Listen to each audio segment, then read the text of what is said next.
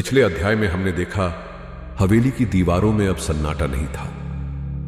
आर्यन हर रात कुछ सुनने लगा था, धीमी गूंजती हुई आवाजें, जैसे कोई उसे देख रहा हो, उसके आसपास चल रहा हो। विक्रम अब भी हवेली के रहस्य को कहानी समझ रहा था। सुरेश का बर्ताव अब और अजीब लगने लगा था।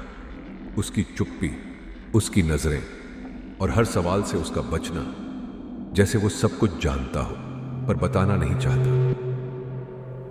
आर्यन की आंखों में अब डर था और हवेली की हवाओं में किसी की सांसें। अब हवेली में सिर्फ डर नहीं था, अब वहां यादें भी जाग चुकी थी। और उन्हीं यादों में एक पुरानी डायरी ने अपना सच खोलना शुरू कर दिया। आप सुन रहे हैं विस्परिंग हाउस। मैं हूं आपका होस्ट शाकिर सिद्दीकी और आज हम शुरू कर रहे हैं चैप्टर 3, पुरानी डायरी का सच।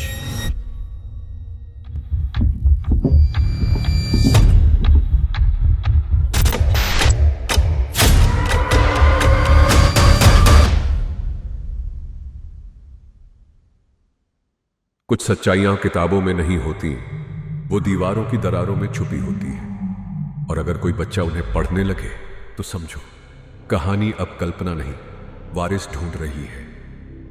विक्रम हवेली की लाइब्रेरी में कुछ किताबें देख रहा था।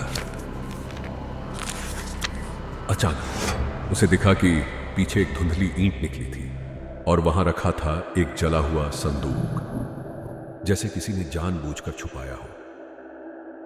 ये यहां क्यों रखा हुआ था? संदूक में थी एक डायरी, काली स्याही, गाढ़े पन्ने पर नाम साफ लिखा हुआ था, अनुपमा देवी, 1902। पहले पन्ने मासूम थे, गुलाब, झूला, हवेली की छत। पर जैसे जैसे पन्ने आगे तक पहुंचे, नीली स्याही सूखने लगी। दर्द, घुटन, मौत की बूंदें हर शब्द में टपकती सी लगी।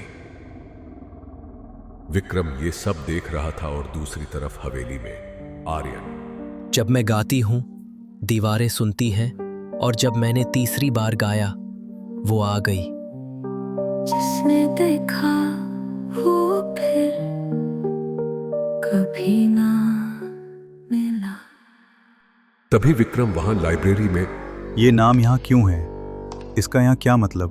तभी सुरेश आया, चुप मगर मुस्कुराता हुआ, जैसे उसे सब पता था। उसने सब याद रखा हुआ है, अब भूलने नहीं दिया जाएगा।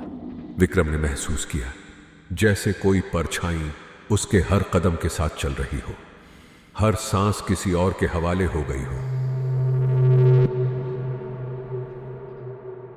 किताबों में बातें लेखक की होती है या फिर किसी और की कल्पना?